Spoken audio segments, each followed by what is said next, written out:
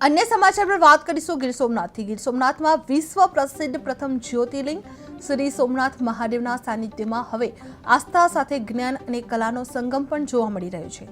Somnath trust દ્વારા તૈયાર કરાયેલું મંદિર સ્થાપત્ય મ્યુઝિયમ સોમનાથ આવતા પ્રવાસીઓ માટે નવું અને અનોખું નજરાણું બન્યું છે। આ મ્યુઝિયમમાં ભારતીય મંદિર સ્થાપત્ય કલા, પ્રાચીન નિર્માણ પદ્ધતિઓ, આકૃતિઓ, મોડેલ્સ તેમજ સોમનાથના ભૂતકાળના અવશેષોને વૈજ્ઞાનિક રીતે પ્રદર્શિત કરવામાં આવે છે।